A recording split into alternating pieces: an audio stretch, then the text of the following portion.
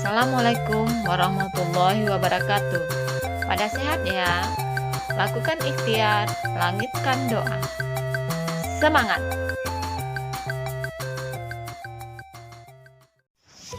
Pada video kali ini kita akan membahas mengenai pencemaran lingkungan.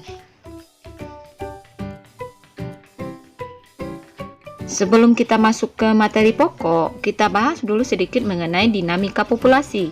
Dinamika populasi adalah perubahan jumlah populasi makhluk hidup yang dapat mengalami penurunan maupun kenaikan jumlah.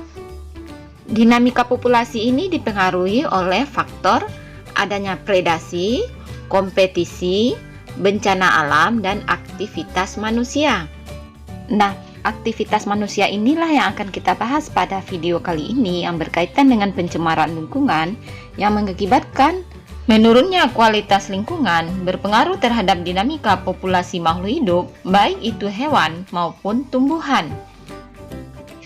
Apa itu pencemaran lingkungan? Coba kamu perhatikan perbandingan dua gambar yang ada pada layar. Pada gambar pertama kelihatan lingkungan yang sejuk, perairan yang jernih, udara yang bersih, dan lihat pada gambar kedua, sampah yang berserakan dan bau yang menyengat sehingga kita harus memakai masker. Jadi, dari perbandingan gambar itu dapat kita simpulkan apa itu pencemaran. Menurut Undang-Undang RI Nomor 23 Tahun 1997, pencemaran lingkungan adalah masuknya atau dimasukkannya makhluk hidup, zat, energi, dan atau komponen lain ke dalam lingkungan hidup oleh kegiatan manusia sehingga kualitasnya turun sampai ke tingkat tertentu yang menyebabkan lingkungan hidup tidak dapat berfungsi sesuai dengan peruntukannya. Pencemaran disebut juga dengan polusi. Zat yang dapat mencemari lingkungan dan dapat mengganggu kelangsungan hidup makhluk hidup disebut dengan polutan. Syarat suatu benda atau zat dikatakan sebagai polutan jika 1. Kadarnya melebihi batas kadar normal atau di ambang batas. Contohnya, karbon dioksida secara alami ada di alam. Tapi ketika jumlahnya melebihi batas normal, maka akan mengakibatkan efek rumah kaca dan mengganggu kesehatan seperti jantung, kerusakan jaringan, kerusakan otak, dan akhirnya bisa mengakibatkan kematian. 2. Berada pada waktu yang tidak tepat, dan 3. Berada pada tempat yang tidak semestinya. 3 macam pencemaran yang akan kita bahas yaitu pencemaran air, pencemaran udara, dan pencemaran tanah. Pertama, kita bahas mengenai pencemaran air. Apa itu pencemaran air? Pencemaran air adalah masuknya makhluk hidup, zat, energi, atau komponen lain ke dalam air. Akibatnya kualitas air turun sampai ke tingkat tertentu yang menyebabkan air tidak berfungsi lagi sesuai dengan peruntukannya. Ciri-ciri air yang tercemar adalah berbau, mengandung bahan pelarut dan endapan, derajat keasaman tidak netral, terdapat mikroorganisme yang berlebih, memiliki rasa, radioaktivitas air meningkat, suhu air berubah dan berwarna. Faktor yang menyebabkan pencemaran air. 1. Limbah industri. Limbah industri bisa berupa zat organik dan bisa berupa zat anorganik. Limbah industri ini memiliki bau dan cairannya panas, berbuih dan berwarna, serta mengandung asam belerang yang berbau menyengat. Jenis-jenis logam berat yang biasa terdapat pada limbah industri berupa raksa, timbal, dan kadmium, di mana ketiganya sangat berbahaya bagi manusia apabila mengonsumsinya. Misalnya pencemaran raksa yang terjadi di Minamata, Jepang. Para nelayan di sekitar Teluk Minamata memakan ikan yang tercemar raksa. Akibatnya mereka mengalami kerusakan saraf yang disebut penyakit Minamata. Lebih dari 80 orang yang meninggal akibat penyakit ini. 2. Limbah rumah tangga. Limbah rumah tangga merupakan limbah yang berasal dari hasil samping kegiatan perumahan, seperti limbah rumah tangga, pasar, perkantoran, rumah penginapan atau hotel, rumah makan, dan puing-puing bahan bangunan serta besi-besi tua bekas, mesin-mesin atau kendaraan. Limbah rumah tangga dapat berasal dari bahan organik, anorganik maupun bahan beracun dan berbahaya. Limbah organik adalah limbah seperti kulit buah sayuran, sisa makanan, kertas, kayu, daun, dan berbagai bahan yang dapat diuraikan oleh mikroorganisme. Limbah yang berasal dari bahan anorganik antara lain besi, aluminium, plastik, kaca, kaleng bekas, cat, dan minyak wangi. Di perairan, sampah mengalami proses penguraian oleh mikroorganisme. Akibat penguraian tersebut, kandungan oksigen dalam perairan juga menurun. Menurunnya kandungan oksigen dalam perairan akan merugikan kehidupan biota di dalamnya. 3. Limbah pertanian. Limbah pertanian sebenarnya tidak menimbulkan dampak negatif pada lingkungan. Tapi pencemaran air oleh limbah pertanian terjadi akibat adanya kegiatan pertanian biasanya menggunakan fertilizer, yaitu obat-obatan pembasmi hama penyakit seperti pestisida, misalnya insektisida. Selain itu, kegiatan pertanian menggunakan pupuk, misalnya urea. Penggunaan pupuk yang berlebihan juga dapat menyebabkan suburnya ekosistem di perairan, kolam, sungai, waduk, atau danau. Dampak pencemaran air. 1. Penurunan kualitas lingkungan, di mana pembuangan limbah pertanian seperti pupuk dan peternakan, kotoran hewan, dan deterjen dapat mengakibatkan pengayaan nutrien di lingkungan perairan, misalnya sungai dan danau yang disebut dengan eutrofikasi. Eutrofikasi dapat meningkatkan kesuburan tumbuhan air, sehingga menghambat masuknya cahaya matahari ke dalam air. Tumbuhan air yang tidak termakan oleh konsumen dan akhirnya mati mengendap di dasar perairan serta menyebabkan pendangkalan. Jadi, cadangan oksigen di perairan selain dihabiskan oleh pertumbuhan-tumbuhan air yang tumbuh subur, juga digunakan untuk penguraian tumbuhan air yang sudah mati.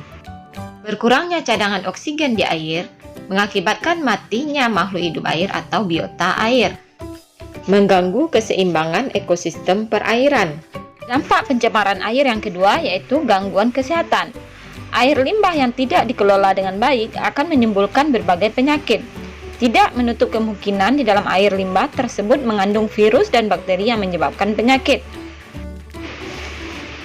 Limbah juga bisa digunakan sebagai sarang nyamuk dan lalat yang dapat membawa vektor penyakit tertentu. Kamu perhatikan tabel di layar. Penyakit yang disebabkan oleh pencemaran air. Contohnya, rotavirus dapat mengakibatkan diare pada anak. Kemudian bakteri E. coli dapat mengakibatkan diare dan disentri. Kemudian ada penyakit kolera yang juga disebabkan oleh bakteri. Kemudian protozoa mengakibatkan disentri. Dan selanjutnya ada metazoa. Contohnya Ascaris lumbricoides atau cacing gelang dapat mengakibatkan penyakit askariasis. Dampak ketiga yaitu pemekatan hayati. Pemekatan hayati adalah proses peningkatan kadar bahan pencemar dengan melewati tubuh makhluk hidup. Ketika perairan tercemar oleh racun, maka bahan beracun itu akan diserap ke dalam tubuh alga atau mikroorganisme lainnya. Selanjutnya, hewan-hewan kecil atau zooplankton akan memakan alga tersebut. Zooplankton memakan alga tidak hanya satu tetapi banyak sel alga. Dengan demikian, zooplankton tersebut sudah mengandung bahan beracun yang banyak.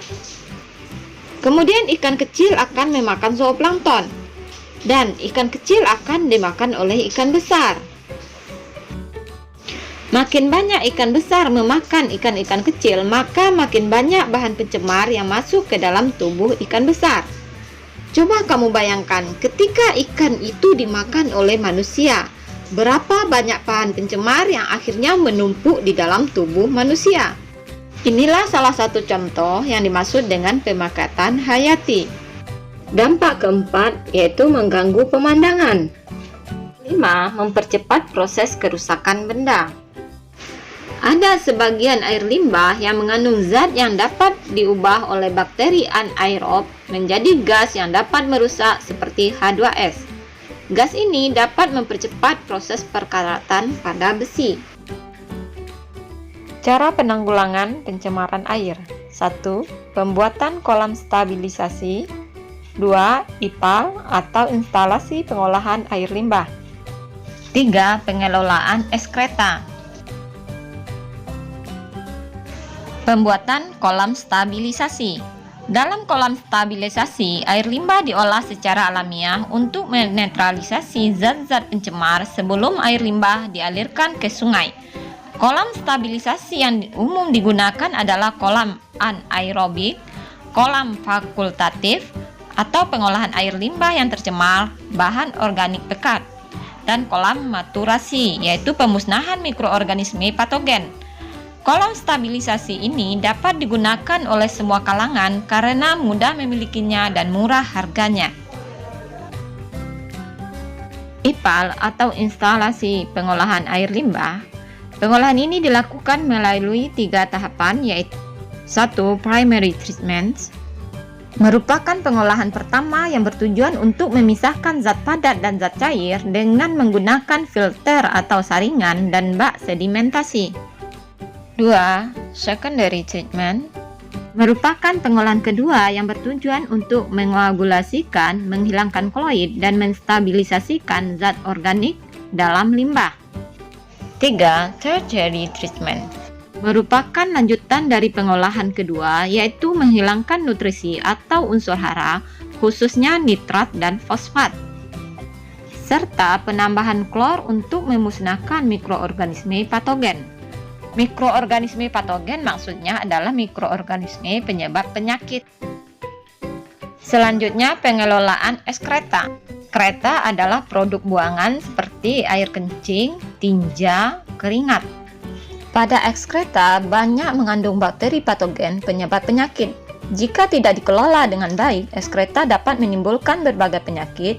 Pengelolaan ekskreta dapat dilakukan dengan menampung dan mengolahnya pada jamban atau septic tank yang ada di sekitar tempat tinggal, dialirkan ke tempat pengelolaan, atau dilakukan secara kolektif atau bersama. Pengelolaan ekskreta dalam septic tank dapat diolah secara anaerobik menjadi biogas yang dapat dimanfaatkan sebagai sumber gas untuk rumah tangga. Pengelolaan ekskreta dengan tepat akan menjauhkan kita dari penyakit bawaan air. Untuk mencegah meresapnya air limbah ekskreta ke sumur atau resapan air, jamban yang dibuat harus sehat. Syaratnya tidak mengotori permukaan tanah, permukaan air, dan air tanah di sekitarnya, tidak menimbulkan bau, sederhana, jauh dari jangkauan serangga, yaitu lalat, nyamuk, atau kecoa, murah, dan diterima oleh pemakainya. Septic tank yang dibuat di rumah dianjurkan berjarak lebih dari 11 meter dari sumber air. Dalam upaya meminimalisasi sampah, dikenal adanya prinsip ekologi dengan istilah 4R, yaitu 1. Recycle atau pendaur ulangan. Contoh, sampah yang dapat terurai dapat dijadikan kompos, sedangkan sampah yang tidak dapat diuraikan seperti logam, plastik, dan kaca, bahan-bahan ini dilebur dan dicetak kembali, termasuk juga bisa dicetak kembali yaitu kertas. 2. Reuse, penggunaan kembali. Dilakukan pada sampah yang tidak dapat terurai dan dapat dimanfaatkan ulang, seperti botol sirup dapat dijadikan tempat minum, dan botol kaca, botol plastik, ban bekas juga dapat dimanfaatkan untuk pot tanaman. 3. Reduce atau penghematan. Contoh, jika akan berbelanja ke pasar atau supermarket, sebaiknya dari rumah membawa tas. Tidak meminta tas plastik dari toko atau supermarket kalau akhirnya hanya dibuang. 4. Repair, pemeliharaan. Contohnya, membuang sampah tidak sembarangan, terutama tidak membuang sampah di perairan. Sampai di sini materi kita. Semoga bermanfaat. Dan jangan lupa ya. Terima kasih. Assalamualaikum warahmatullahi wabarakatuh.